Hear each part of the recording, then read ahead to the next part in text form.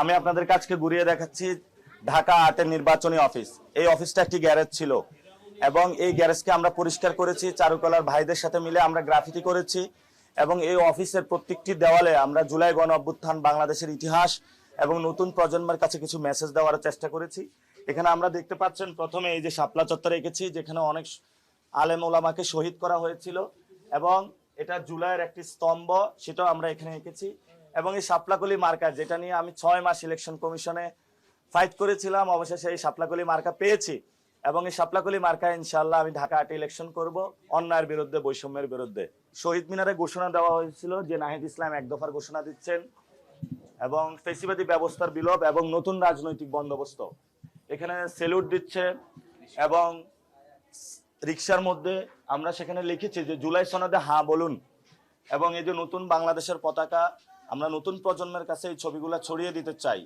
যে গণ অভ্যুত্থানের আকাঙ্ক্ষাটা ছিল, সে আকাঙ্ক্ষাটা ইনশাল্লাহ আমরা ঢাকা আর্টে বাস্তবায়ন করব।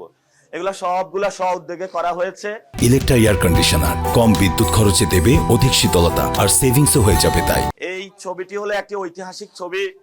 এখানে দেখতে পাচ্ছেন মজলুম জননেতা মাওলানা ভাসানীর ছবি, যিনি বাংলাদেশের মানুষের মুক্তির জন্য লড়াই করেছিলেন, ভারতীয় আধিপত্যের বিরুদ্ধে লড়াই করেছিলেন এবং বাংলাদেশের মানুষকে মুক্তি দিয়েছেন। উনি শিখিয়ে গিয়েছেন কিভাবে একজন রাজনীতিবিদ মানুষের মধ্য থেকে রাজনীতি করতে হয়।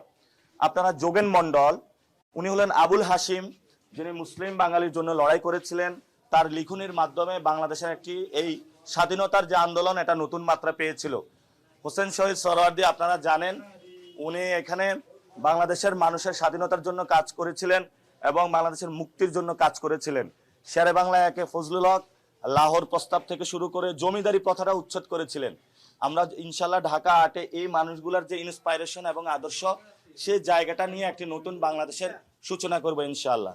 দারাজ কণ্ঠের যে হাতের ছবিটি আমরা এঁকেছি এবং নতুন প্রজন্ম যারা, তাদের কাছে ইন্সপাইরেশন যাতে উনি থাকেন এবং উনি যে ইনসাফের বাংলাদেশের ডাক দিয়েছেন, সেই জায়গা থেকে আমরা এই ছবিটি গ্রাফিতি করেছি এবং আমরা শুধু এইখানে না, পুরো ঢাকা আর্টে বিভিন্ন জায়গায় গ্রাফিতির কাজগুলো শুরু করব।